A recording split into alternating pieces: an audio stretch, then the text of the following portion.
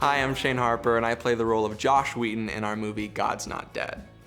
Josh is a freshman who enrolls in a philosophy class taught by a very unsympathetic teacher played by Kevin Sorbo.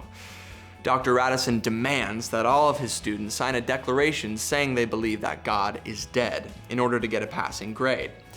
Now, Josh refuses to sign the paper and in turn is challenged by the teacher to defend his position that God is alive. If Josh convinces the class that God is not dead, he gets to stay. If he doesn't, he flunks the class. And with your permission, I would like to bypass this senseless debate altogether and jump to the conclusion, which every sophomore is already aware of: there is no God. All that I require from each of you is that you fill in the papers I've just given you with 3 little words: God is dead, along with your signature. Assuming we reach a unanimous consensus, which I expect we will, I will be spared the tedious duty of slogging through dry and dusty arguments, and you will bypass the section of the course in which students have traditionally received their lowest grades of the semester. And when you finish, please pass your papers to the right.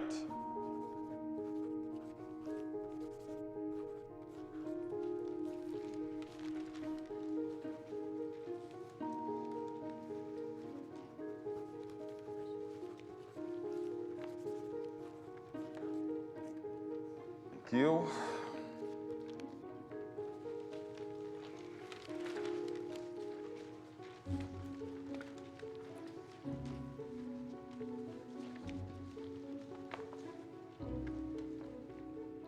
Thank you.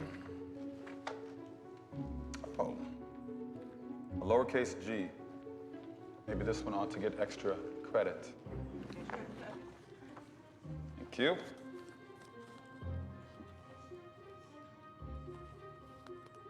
Excuse me, Mr. Wheaton, Josh Wheaton. Mr. Wheaton, is something wrong? Yeah, I can't.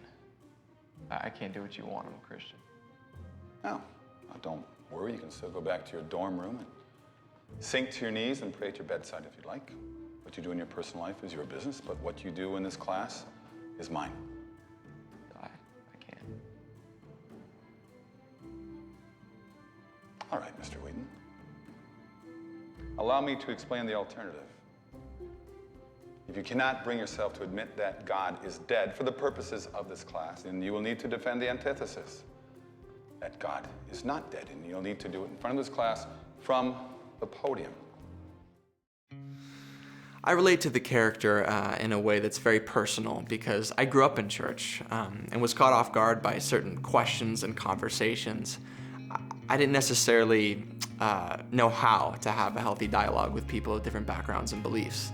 Now this movie is not going to give definitive answers to everyone, but the goal is to inspire people to have a mind and a heart that prepares you for these conversations. Now, having the courage to take a stand like Josh did is something I really hope people will be inspired by when they see this film.